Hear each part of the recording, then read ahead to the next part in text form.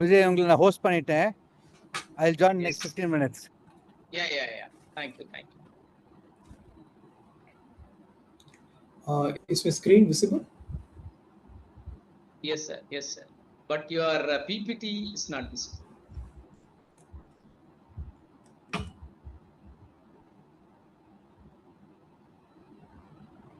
Yes. You can just move to the next slide, sir. You check the text. No. Yes.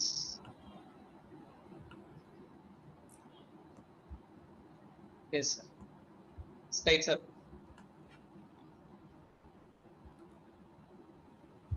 You can keep the front page, sir. And we will start, we'll wait for 2 more minutes. 7:02, we will give a 1-minute introduction and then I'll hand over the session. You can go up to 7:50 or something, right? Then we'll have 5-10 minutes. Okay. I may not take long time. Let's see. Fine. So usually we will have 40 to 45 minutes, then followed by some discussions. During the session, people will be muted in order to avoid some disturbance. If at all you want to ask any questions, you can ask. Let them use the chat box to give the answers. You can also check the chat box then and there.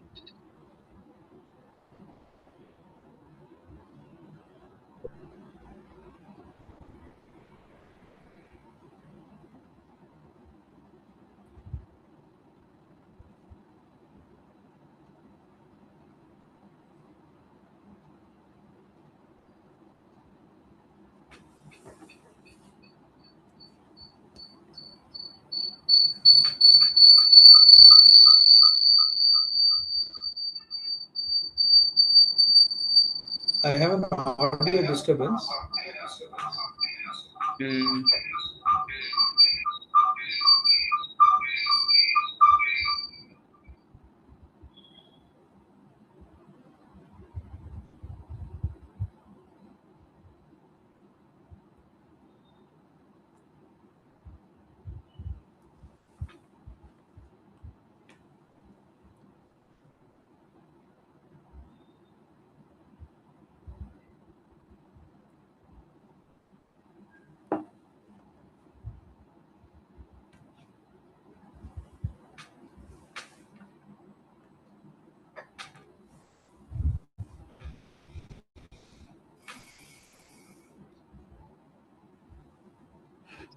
Do you feel any disturbance, sir?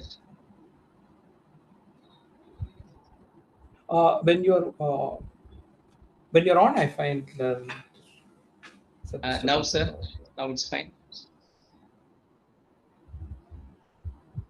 Now is this fine? It's better. Yes. It's fine. Yes. Yeah, we'll wait for 2 more minutes, sir. 7:02 we will start.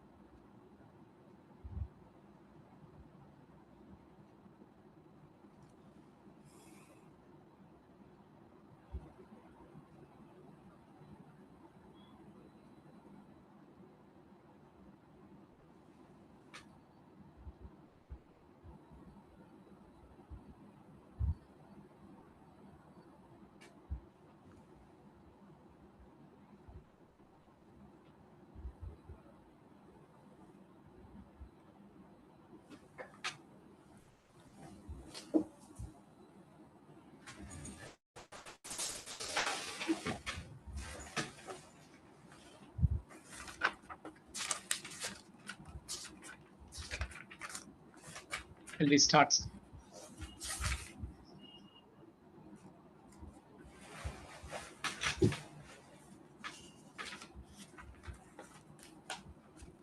shall Good we morning. start? Sorry.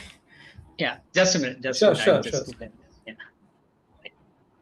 So good evening all. I'm happy to have you all here on the day 5 of this series on digital humanities. We have been learning a lot in this series, starting from looking at the data from different perspective, especially from humanities view.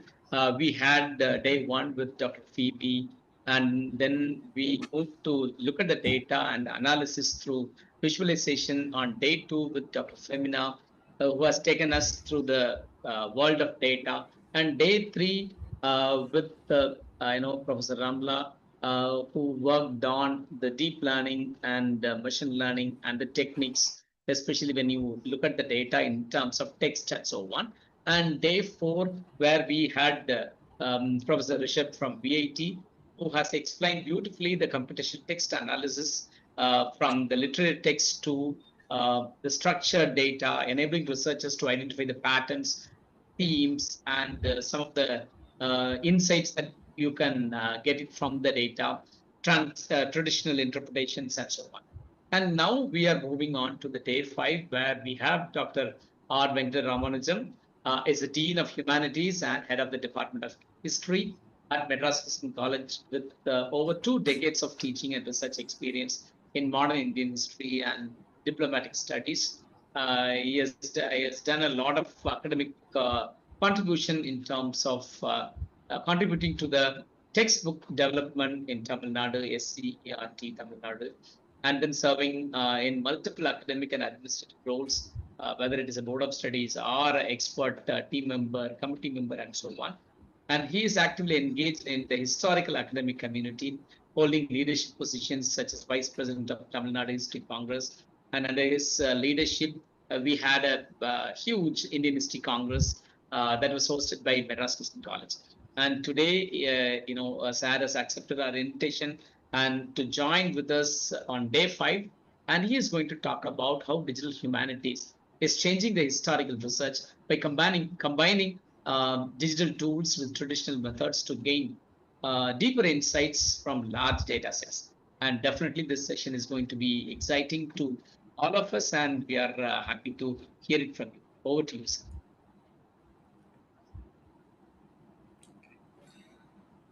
Thank you, Dr. Vijay, for the kind introduction. Good evening, everyone. Um, Actually, I'm hearing my own audio actually in my ear. Sir, but you have logged in with only one device, right? I have logged in too, but I have muted the other one. Probably if that is not required, you can just log out and just leave the meeting so that you will not have any disturbance.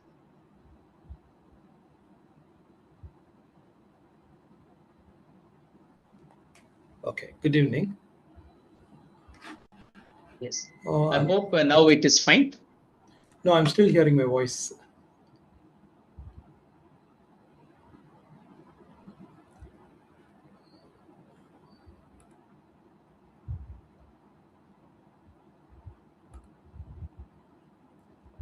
Okay, am I audible now? Yes, sir, you are audible. We don't find any disturbance from your end. But I'm hearing my own audio in my earphone. No, it's very difficult to.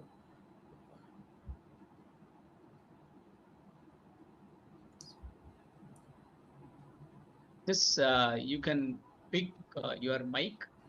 It is in default. So are you using external mic, sir? I'm using an external mic. Just click that external mic. Then select a microphone. Yes. Now? Can you hear me now? Yeah, yes, sir. Yes, sir. Okay, thank you. I think it's better now. Okay, good evening, everyone. Sorry for the slight hiccup that I had. Yeah, you have to share your screen, sir. Yeah, Your sure. PPT is not visible. Suppose you can now see my PPT. We are not seeing your PPT. Yeah, yes, sir.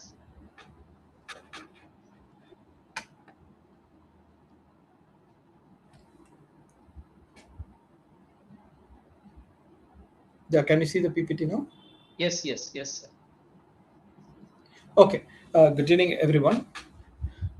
Uh, Thank you for giving me this opportunity to talk about digital humanities in history, transforming historical inquiry through computational methods. Okay. Now, before plunging into digital humanities in history, I think it would be worthwhile for us to have a look at what is history. Understanding history and the methods of history is very important for us to understand how digital methods can be utilized for historical research. Now, E.H. Carr has provided us a very interesting book on what, and with the same title as What is History. In this book, he discusses about facts and historical facts. Now, history is some is a narrative that is based on facts. So anything that has happened at a particular point of time and space, any event, are considered to be facts. But all facts are not historical facts. So our history is not about a narrative of everything and anything that has happened in the past, but it's a narrative of select facts which provide us an understanding of the history of the past. Only those are used, and those facts which are utilized for the historical narrative are what are known as historical facts. These facts are based on contemporary sources, or what we call as primary sources. Ranke and is brought about a famous turn in historical research as to what is called as scientific history. Karanke in the 19th century described or tried to define history as something that describing something that happened as it is. So describing the past as it is without any kind of interpretation or any kind of meaning attributed to it. So, in according to him, history should be based on the hard facts. So that is when we begin what is called as a scientific history in historical writings. However, this is taken up by E.H. Carr when he provides a positivist understanding of history for us, of course, with the Marxist interpretation. He defined, but however, we should understand that uh, there is a certain difficulty in utilizing these facts in culling the facts and the historical facts from the primary sources. This is how difficult a task for a historian is. It is generally believed that his, historians choosing facts is like going to a fishmonger's, looking at the slab, and then picking up the kind of fish that he wants, and he prepares the particular type of dish, or in this case, a historical narrative. But that is not how it actually operates. He goes on to elaborate that these are not dead fish on a fishmonger slab, but rather these are live fishes in an ocean. So then the historian's task would be going and finding these fishing these live fishes from the ocean, and then cooking up a historical narrative. But here again, he says there's a lot of chance because one does not know where to go and where to fish. So there's a lot of chance and elements are available. It's a very difficult task for the historian to identify facts and then convert them into what are called as historical facts. But history is not just about these. So identifying the sources, culling information from the sources, and weaving a narrative. But it is also influenced by many of the ideas in the present. So he tries to describe define history as a continuous dialogue between the past and the present. So history will be written and rewritten again. So the facts assume new meaning in different periods of time, and sometimes they're elevated into historical facts, which play an important role in writing history. Sometimes some of the historical facts are relegated outside. Now these are very important for us to know, that to what extent the digital humanities can influence us in identifying these facts from the varied sources and help us in the narrative of historical interpretation or writing. These are very rudimentary that most of us would be knowing. We are relying on these primary sources, which we broadly divide into archaeological sources, which is further subdivided mainly into artifacts. These are basically many of the objects, archaeological objects that have been excavated, or monuments that are there. Then epigraphic sources, basically referring to the numerous inscriptions, especially in India. We have literally millions of inscriptions available for us to work on. And then, of course, numismatics, which is a study of coins.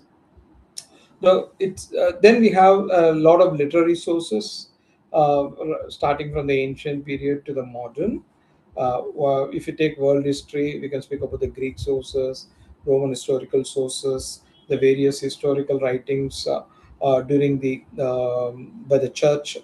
In India, we have the Sanskrit sources, we have the Tamil sources, the Sangam corpus of literature, and so on. So, and then we have, when we come to the modern period, what are called as, in fact, this even begins during the medieval period itself. In many cases, we get what are called as documentary sources. These are extensive correspondences that have emerged between the officials and between the different officials. These are the official documents that we are having, which are placed in what are known as archives today. So this plays a very important role for us to provide information on writing history. Now, what in fact we are looking at is, we have a humongous amount of data available for us, and this is what today we call it as big data. So to even identify, going through all the sources on a particular theme, particular period, in a particular region is very difficult. So usually you find there are a lot of debates when newer sources are being unearthed and the older narratives are being displaced with. So this is a difficult task for us. Historians, historical researchers have spent years in identifying the sources, getting information from them, and then expositing them into various historical narratives and theses. Now, with the arrival of the digital humanities, now this task become a little simpler. How these data could be accessed, how they can be interpreted, and then drawn into a beautiful narrative. So that's where the digital humanities comes for historical research. This is very, usually we think digital humanities is a modern phenomenon, something that emerged maybe in the 1990s or in the 21st century. But if you look back, we can trace it to 1940s, maybe 1949, when Roberto Busa prepared Index Thomisticus with the help of the IBM. So he contacted the IBM and he wanted to create an index of the writings of Thomas St. Thomas Aquinas. So that's what his effort was. And you should understand how difficult. So it is all writings of one single person. To understand those writings and creating an index and a concordance of various terms, people, places, and various other explanations that has been provided in relation to these. To prepare this, you will be amazed to know, despite the use of technology, it had taken nearly 30 years, because only in 1980 the Index Thomisticus was completed. So, to prepare a concordance, to prepare an index of the various sources, one can imagine how difficult it would have been without the use of technology. So, if you're looking at the technologies emerging even from the early 40s and 50s onwards, By 1950s, we have what is called optical character recognition, which many of you do know is we can scan an image today, but the image has to be translated into a text for us to search them and to utilize them for research.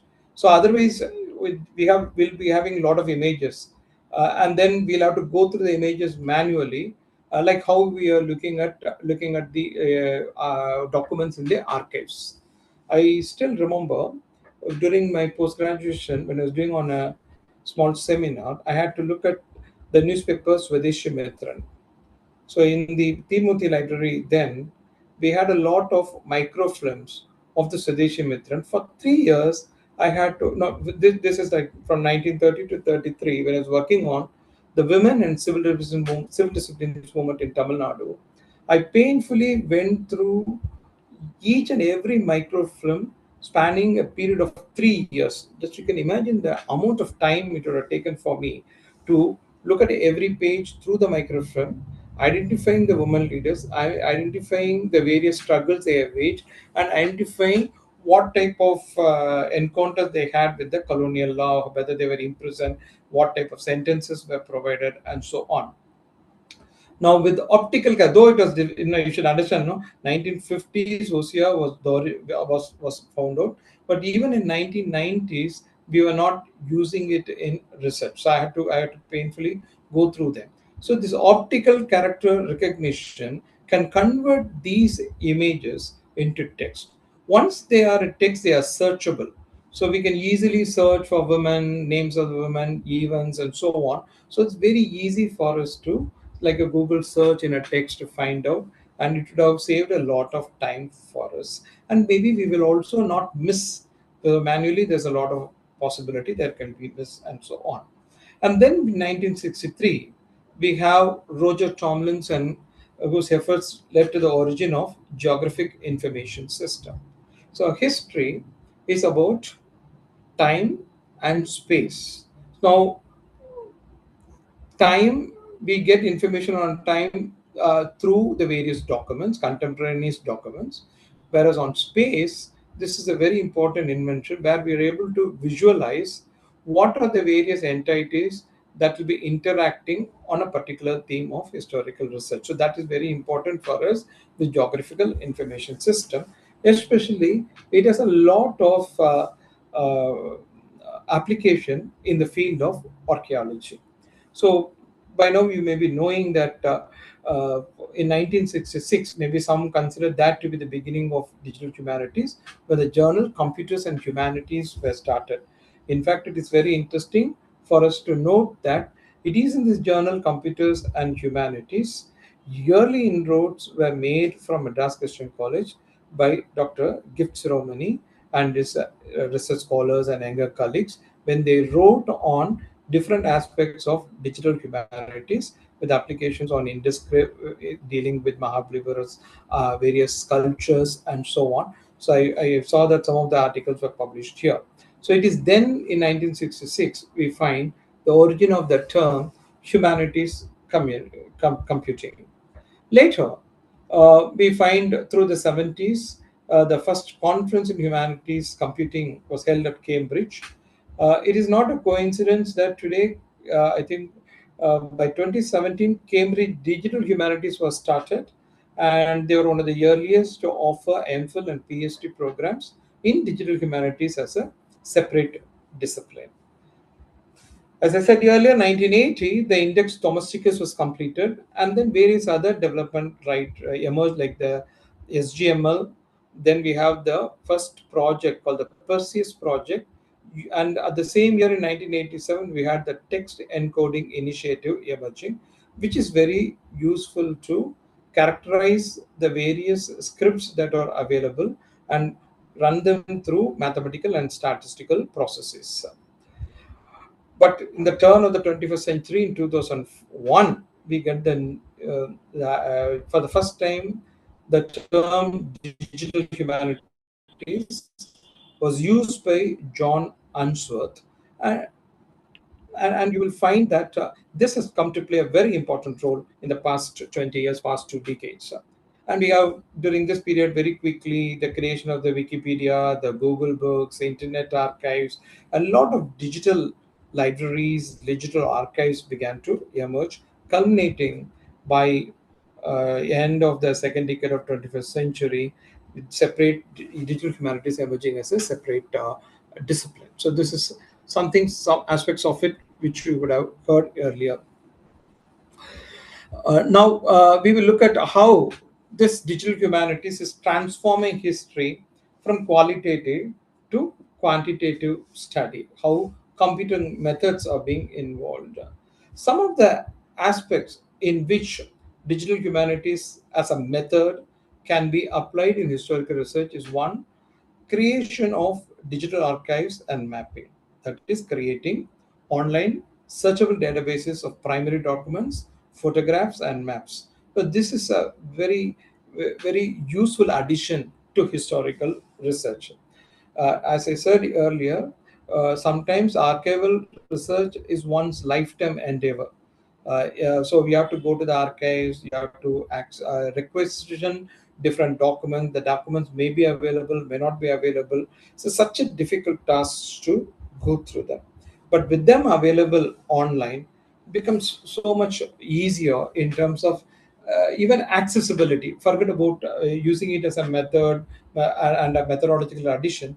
Accessibility itself, it is really helped, and one need not go to Chennai archives, or one need not go to Delhi for the National Archives, or one need not go to the British Library or India office in UK to pursue one's historical research, but rather one can do it from the comfort of the home. Though that is what the big huge transformation that has occurred. When earlier historical research was being undertaken before this digitization happened, forget about the primary sources or documents that are being digitized now.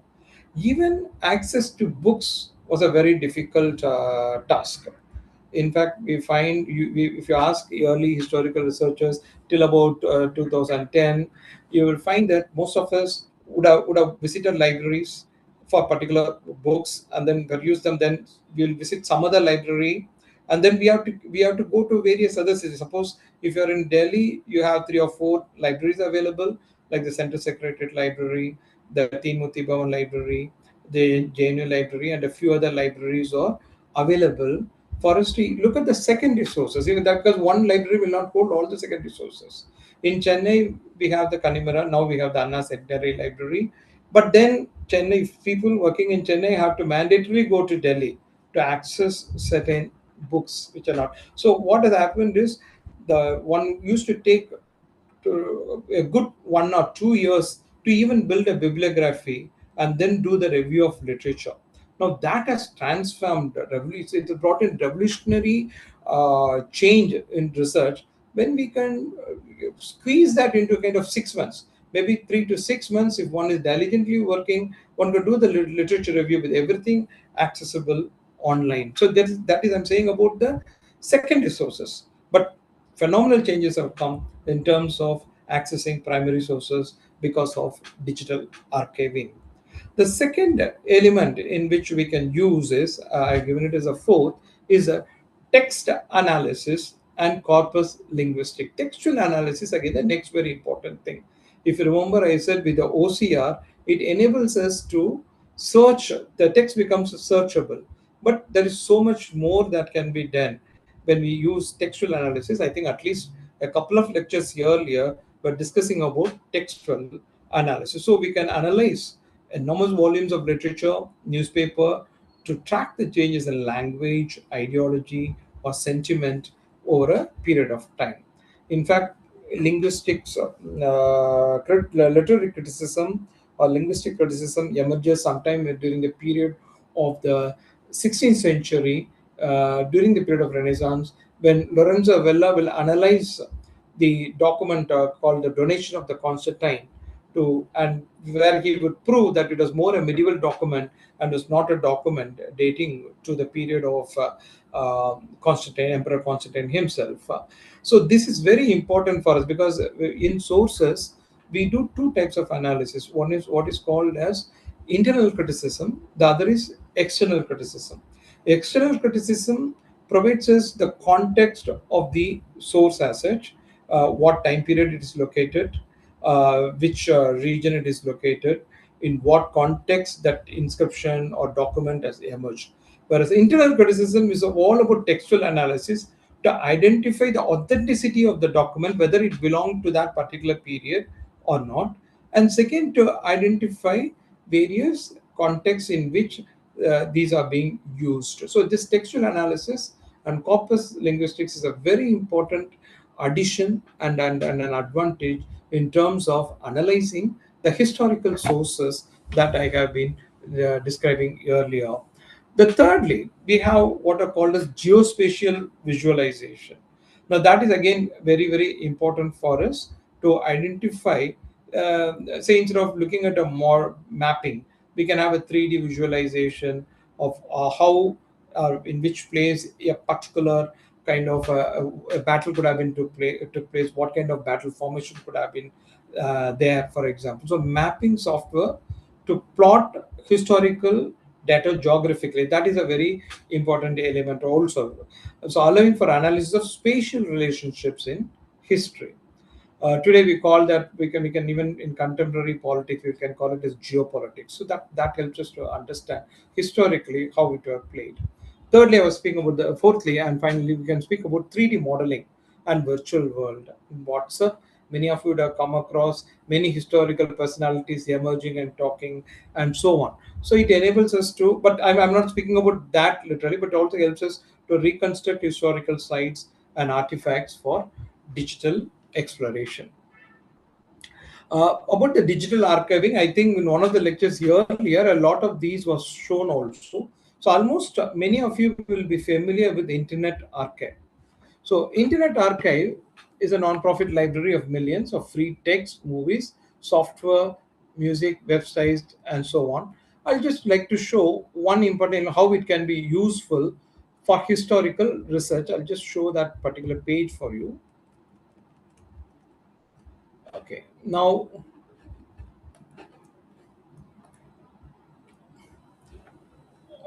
so sorry. This is the page of the Internet Archive, and if I come down, you have many repositories, and which not only books or not only audios or videos, but also we have many documents in these repositories. For example, here you have newspapers dating to 1865.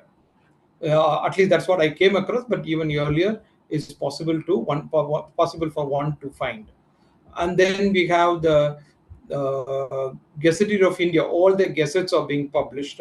Now these are very important additions for us, primary sources for us to write our to base our historical research. So that is very important.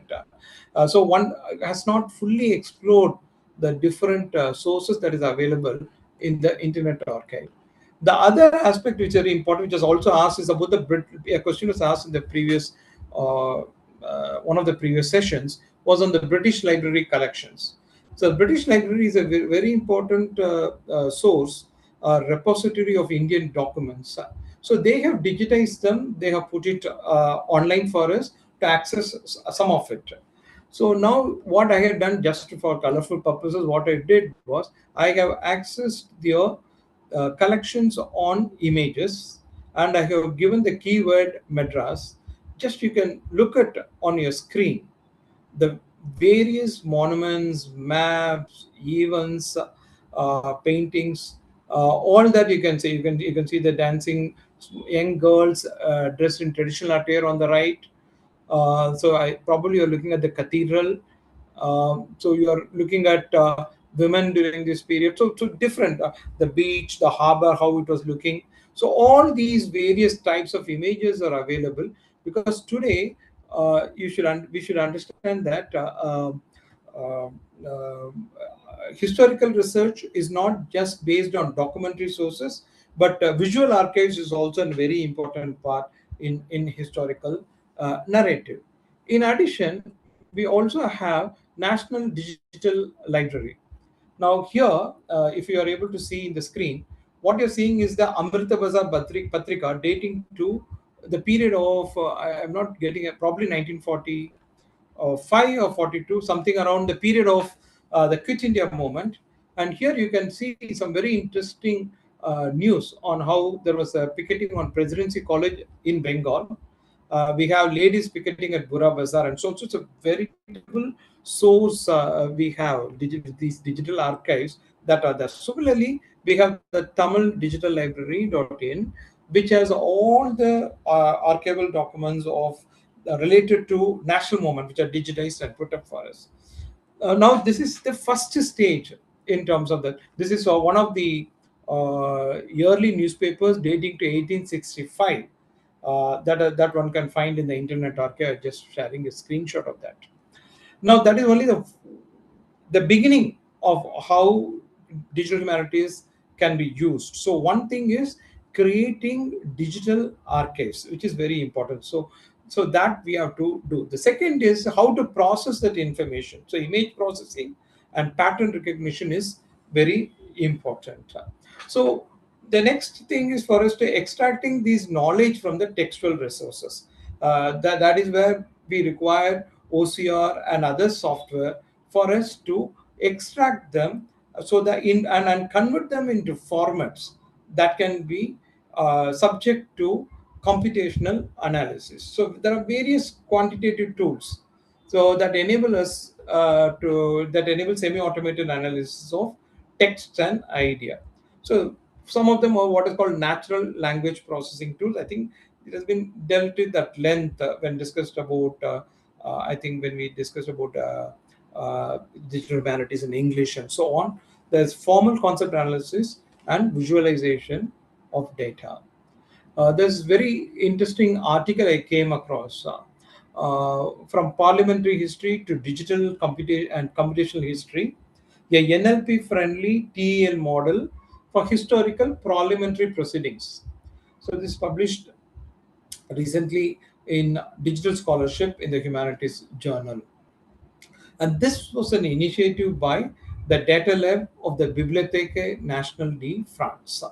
What they do is they scan the documents, all the parliamentary proceedings, they converted them into searchable textual formats, and then they have to create a corpus which is TEI compliant. So that is very text encoding initiative that we saw earlier. So this has to be converted into that and stored in a database. So they here in this case they stored it in a database called Exist database, and this encoding model was then designed in XML TA format, and then this is run through another software called One, documenting it through One Document Does It All, which provides which does all the computational analysis and provides us with various terms, contexts, and so on, which is easily kind of researchable, or one can do research on. So that is what they have. This is one aspect, one element of it, how it can be done. Then there is this textual analysis. For example, there is this article by Jan Ryan, a comparative text similarity analysis of the works of Bernard Mandeville. So here, what has done is the text similarity analysis is nothing but studying identical and closely similar text passages across large corpora. Now, this is very important for history. So much volumes are there. Now, we have to find terms, personalities who are positioned closer enough so that they can impact on one another. How they are interlinked can be studied. So here in this case, they are looking at the similarity of the text pages. This is again one way of scrutinizing. I think in our college, maybe a statistical PhD on statistics was done, where the researcher worked on the Bharatiya's poems, various writings of Bharatiya, and then he, through statistical analysis, showed how one can identify a particular writing is whether by Bharatiya or by someone else based on the sequences, similarities, and so on. So that's exactly what is being done. But this is done using using later AI and other tools that is available for us. So it provides numerous benefits for us, enhancing our intellectual and literary scholarship, by simplifying the identification of textual overlaps. So they can focus now on theoretical aspects with an expanded corpus of evidence available. So in the searching part, the compiling part, making sense of the all that is done. So now everything is done for us. All we have to use it to do our research. So this article adds to the expanding field of historical text reuse, applying it to intellectual history, showcasing its utility in re-examining reception, influence, popularity, authorship attribution, and development of tools for critical edition. These are absolutely the same methods can be applied in several researches in the Indian context. Then there is this corpus analysis void. I think this has also been already shown, but very useful for us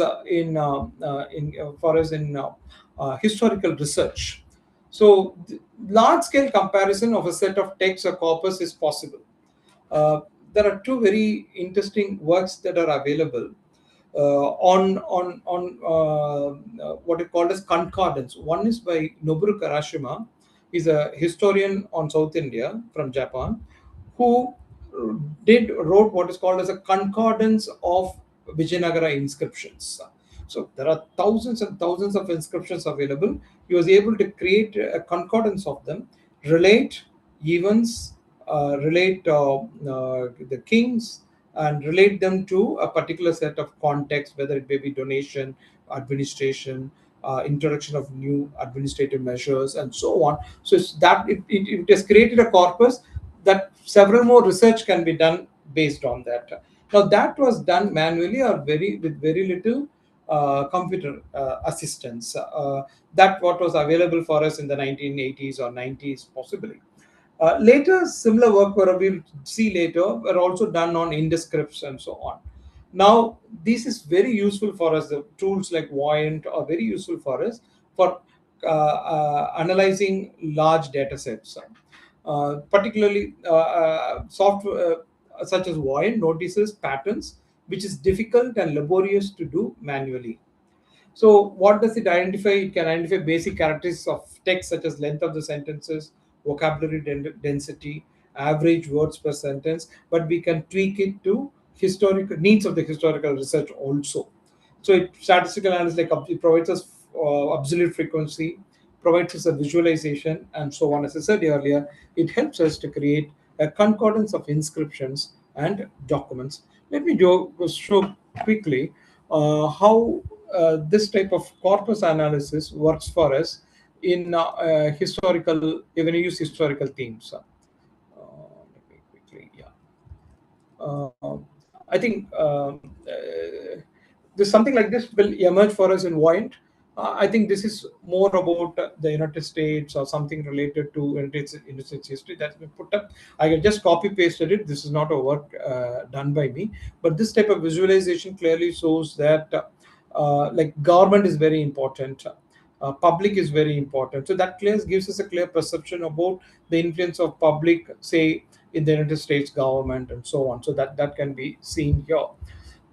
Then we have the frequency tables, also the frequency with which we find different aspects of the government are visible. So that is also done for us. As long as we give the right type of inputs, we will get the desired results in such trend tables and so on. And this is the concordance. So in this case, on one side we have the date, and then we have the people of the United States, powers, and so on. And the other side, you have the context, in which context we have all these are available. So this is very, very useful for further researchers. So this is like kind of laying the foundations for the research. Now, what I am going to show you is I will yeah, I have analyzed uh, using JS script through Claude. So it's a text analysis tool uh, uh, which in which I have put up some of the inscriptions from. Actually, I didn't use the inscriptions for paucity of time. What I did was summary of the inscriptions. I have put them some 50 odd inscriptions summary that were fed into this data. I have pasted here and then done analysis. You should also remember it's very important for us to give the vet the data that we are giving, because the previous one of the lectures they were saying, if we don't clean the data properly, it will be like garbage in, garbage out. Now this is a good example. I'm not an expert. With paucity of time, you can see what are the words, top words. The top words are the, of, and in. That is garbage in. I should have eliminated them in the inputs, all the prepositions and so on, and given the key terms to come. But for me, still, it is good enough to illustrate here that the key term in the 50 odd inscriptions that we have seen over 500 years or something is the temple, with a frequency of 39, because almost all the inscriptions are from the temple. So without doubt that word has come. And the next important word is, in 20 or places we find 21 places we find the term gift. So most of these inscriptions are about donative inscriptions. And among these, what is it that they donated? The maximum they have donated is to for the upkeep of the lamp. They didn't donate lamp, but to burn the lamp they have provided. And then there are also important words for administrative purposes like records and villages. So this frequency is generated by this JS, this analytical tool based on Claude. But what I did was I tried to do something different, and that was when I gave some specific inputs, I got this. So this is what I saved in inscriptions. I got the years detected in these set of inscriptions. One can find that it is dating from about 996 AD to about 1182 AD. So that's a span. Sorry, not 1180 to 1630.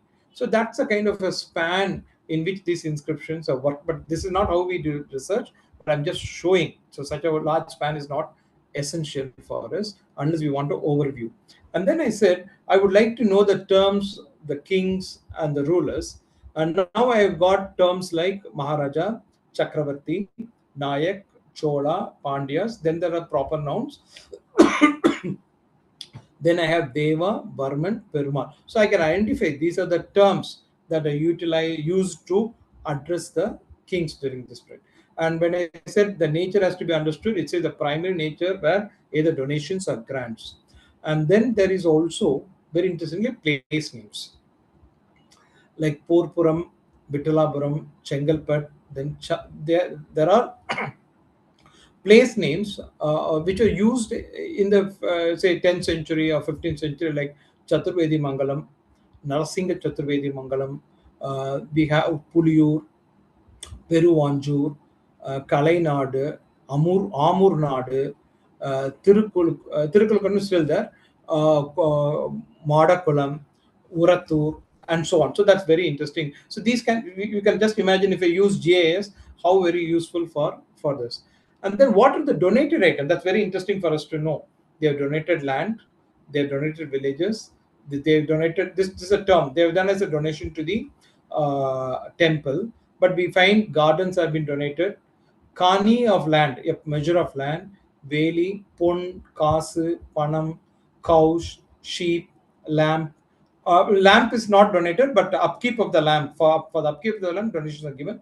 Then they have given Nel, ring, Pattu, Bogam, all these are being donated. Flower garden, one case is a flower garden. All these are being donated. So this is very interesting for us to understand what type of donations are being provided.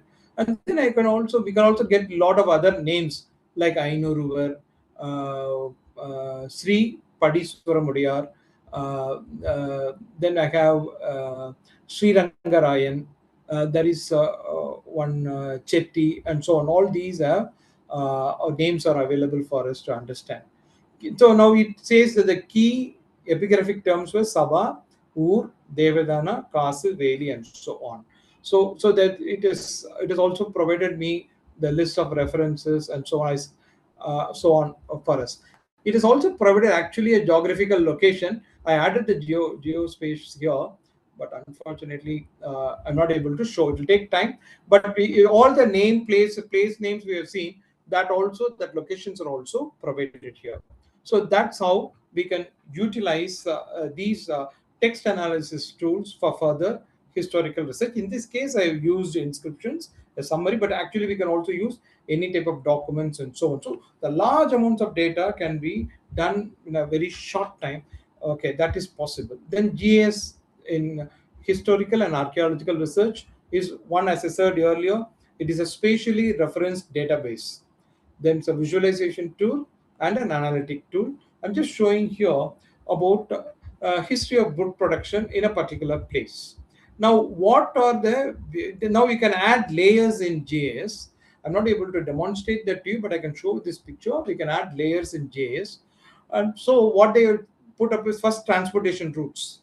Then there is this demographic information, migration pattern, libraries, bookstores, and book production. When all these are laid, we know the context in which book production happened during this period. So it is a very powerful information that we get visually by through visual analysis by these overlapping layers that we are able to create using GIS.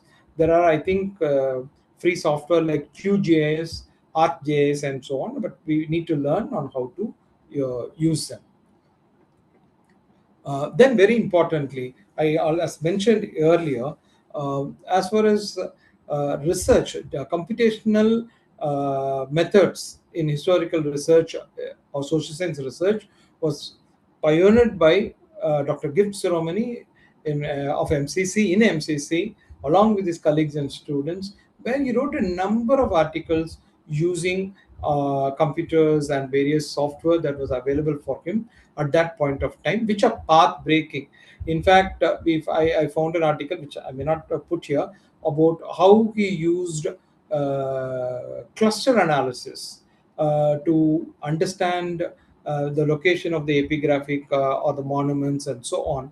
But later, now, say 5 years back or 7 years back, the same analysis have been used. I came across being described as very pioneering when they're using more modern and more powerful tools that are available today. So very, very early, when machine learning, when the idea of humanities digital had emerged, Professor Gibbs Romani have played a very, very pioneering role in it, which is something very sadly we have not continued with it. So in this case, in this article of machine recognition of Brahmi script, what they have done is they used computer recognition of machine printed characters of Brahmi alphabet. That is what they have described. So each character they converted manually into a rectangular binary array in which a 0 represents a blank and a 1 a non-blank, and so on. All these statistical technical thing is provided. But what they had done is when they have extracted all these things in the form of strings and compared those strings in the dictionary, there was, when there is perfect agreement, the letters are recognized and printed in Roman following a special method of transliteration. So they used machine learning to transliterate the Brahmi script. So that is phenomenal, which is done in 1983. Another work is an application of component analysis to the study of South Indian sculptures. So all these that have been done. So today, where this has come is, I'm just going to give one example about how they have started using. In fact, Professor Gibbs Romani has also written on cryptography in the 1980s itself. Now today they are speaking about cryptography in deciphering the ancient scripts. Here I'm going to give one work by Ashish Chadha. So I'm basically saying what you said on cryptographic imagination in the script and the project of scientific decipherment. Here is very interesting how he looks at it. He provides cryptographic imagination as an alternative to the earlier method. He says it involves an epistemological shift of conceptualizing unknown archaeological script from an epigraphic representation to a cryptographic code. So he approached in studying ancient scripts or even ancient scripts as a cryptographic code. Traditional methods are basically context-based analysis. The Rosetta Stone, basically, Rosetta Stone is very important because it is three languages. Are there. You have the Egyptian hieroglyphs, and then you have the Greek script, and then I think you have also Sumerian script. So it's very easy for them to compare, and that's how they deciphered Egyptian hieroglyphs. So it's called Rosetta Stone. In fact, has come as a term in history itself. No, if one identifies something path breaking, it calls a Rosetta Stone, and so on. So now those analyses were then based on analogical and typological methods. The emphasis was on recognition and identifying rather than decoding. Whereas in cryptographic imagination, it's an epistemological intervention that did not comprehend signs of the ancient script as individual pictogram or an ideogram, but comprehended them as a military cryptogram. And then they are subjected to mathematical and statistical formulation, such as statistical frequency analysis, to decode or decipher the various things. Now, to tell about this, though while he's doing it today, you should understand in the 1960s and 70s, two teams worked on the Indus script project. One is a Russian team led by Yuri Norozov. The other is a Finnish team led by Asko Parpala. What did they do? Basically, they brought in multidisciplinarity authority, which is in their work. So you find they were characterized by complex scientific enterprise, expert knowledge of multiple disciplines and scientists not depend on the genius of one person. Each scientist or expert working on several components as a collaborative project. So this is in many ways positivist in approach and foresaw what is called processual archaeology, that is creation of data through observation, experimentation, and using hypothetical deductive reasoning. Now, here the hypothetical deductive reasoning, he calls it as a conceptual apparatus. That is where we should understand what is the place of digital humanities. It cannot supplant emerge, though we are speaking about emerging as a different discipline, supplant historical research. What it can do is it can only help us do the historical research, where hypothetical deductive reasoning will be conceptual apparatus and computers will be a was a technological apparatus. What did they do? They created a corpus, then they subjected the corpus and created a concordance, fragmenting the scripts into grids, and it helped them to show the frequency of unknown symbols. So the central purpose of the concordance was to map each sign of the unknown script and locate meaningful relationship between various signs and the total corpus of the index script. Such collation enabled the teams to apprehend the terrain of the script and systematize the various signs by arranging them into manageable units of decipherment. This mapping of signs was then followed by statistical analysis, which I provided below: frequency of individual signs and signs combination, text with different length, object types, iconographic motifs, and tabulating different signs in relation to different categories. So what did they do is the Soviet team arrived adopting this method, saying that the Indus script was closer to or belonged to the Dravidian family. Still not conclusive, but yes. But then similarly, the Asko Parpala also, using different methods, arrived at the same conclusion. But then there is employing comparative statistical methods. Steve Farmer et al. They showed that in relation to other languages of the ancient world, the Indus script had a high prevalence of single signs, too few high frequency signs, and were devoid of sign repetition within a single inscription. Using this argument, he said that Indus script itself is a non-linguistic entity. So, but then other works have emerged later, which continue to show, particularly by Aravidam, Mahadevan, and so on, show that it is indeed a linguistic script. So he concludes that unlike the earlier decipherment, the cryptoanalytical methods metamorphosed as computational linguistics has become a seemingly formidable model to decipher the script. So this is beautiful applications for us. Now these are some of the glimpses that I have shown. One other image I would like to show you is, let me check on. Yeah. Uh, this is not again perfect. Nothing is perfect, but I just experimented and shown what are the possibilities of digital humanities in research. This is a dilapidated entrance to a temple in Hampi.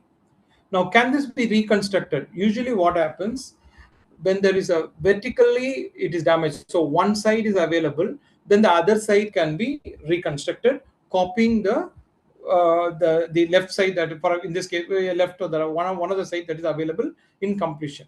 Now in this case it is only half, so we can never imagine, nobody can imagine what would be there in the upper half, how it would have ended, we cannot do.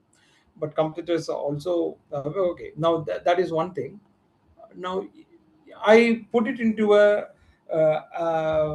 app, AI tool, which can reconstruct. So I gave them some kind of commands to reconstruct the top half.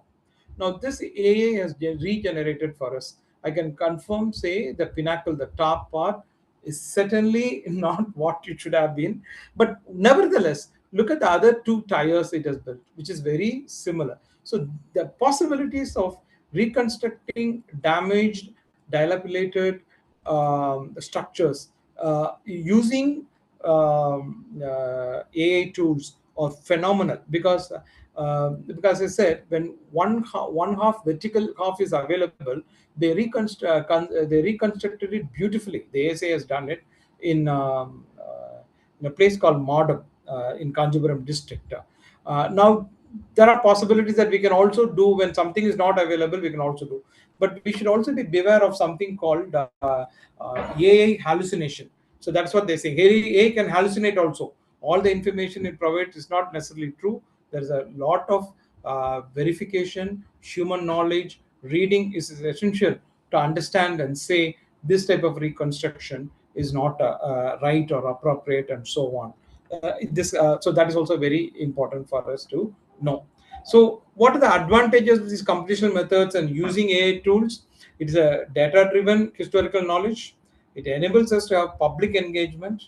There can be collaboration and interdisciplinarity, which is very, very essential to actually provide meaningful research nowadays.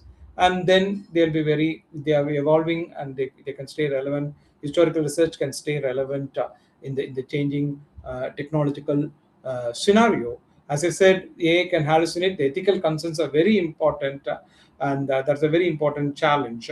Technical knowledge is very important, and these are some of the concerns that we need to address. There are many other database and archives available for us to have a look at also. I think some of them are shown earlier. With this, I will conclude. Thank you all. Uh, Thank you, sir, for a very insightful presentation, from tracing computational research in digital humanities to elaborating on the various primary sources which form an enormous amount of data. You have shared your valuable insights in digital humanities. Now, before I conclude, I would like to open the floor for question and answer session. Participants, if you have any questions, you can post it in the chat box. Meanwhile, the feedback link is also posted. I kindly request you to complete filling up the feedback form using this link by 10:30 tonight. And participants, if you have any questions, the floor is open for a question answer session.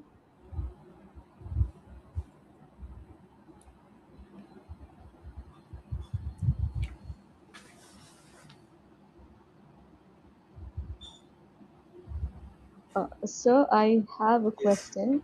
I think in the series, this was the first time you were introduced to the JS tool. Okay. So could you elaborate a little bit on the JS tool? Like, where can we JavaScript. find it? I think that's JavaScript.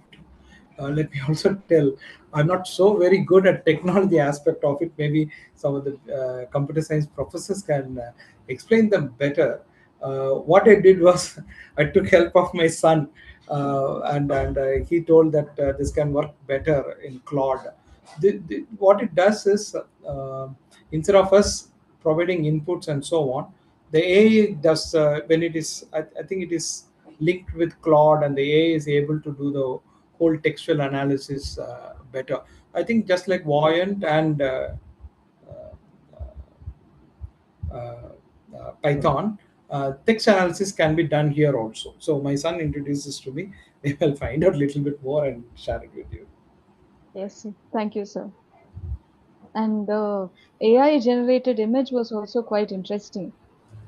Uh, you had shown us a comparison right before it was generated by AI, and then how the AI completes that image. So that also was very quite Yeah, interesting. I think that's very important because in archaeology, I mean, sorry, in conservation, we do not complete unfinished structure based on human imagination.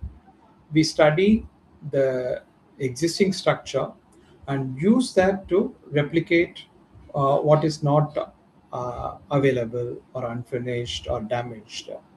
But here it is, AI can do it a much better job than human eye and imagination in this case. So if with a proper tool with proper inputs, I think that is prompting is very important, and providing the proper references. See here in this case, I have not given it a reference. I just dropped in that one particular image and asked it to reconstruct it. Suppose you had given references of similar structures in Hampi itself, or that's architectural style, it will come more closer to reality. It will help us imagine how it would have been. Participants, do you have any questions? Are there any questions from any of our participants?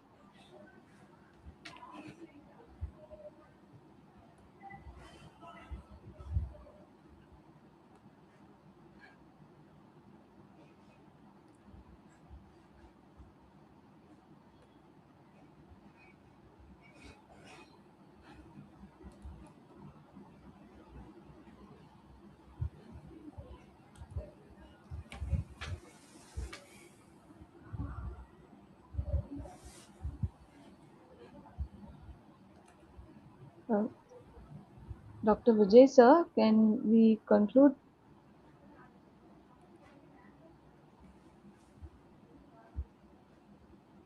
Okay. Thank you so much once again, sir, for your wonderful presentation. Now we have learned that with digital humanities, the processing of data becomes easier, and you have explained how technology has developed in this field by tracing the history of digital humanities. And thank you for sharing your lived experience. From your experience, we have learned how very difficult it would have been for you to go through hundreds of documents and images in your research. And this in this way, you have showed us how important it is to convert image to text in order to make it searchable. This is another very interesting development in the history of digital humanities, which you have pointed out. It is also interesting to know the contribution of our very own Professor Gibbs Romani in the field of digital humanities, where he used clustering. That was a method that sir had mentioned, clustering, in order to identify locations. And first and foremost, benefit of digitalization has made numerous sources accessible. So accessibility was one point that you had mentioned, sir. And developments such as geosocial visualization, 3D modeling, also were some of the concepts that you had introduced.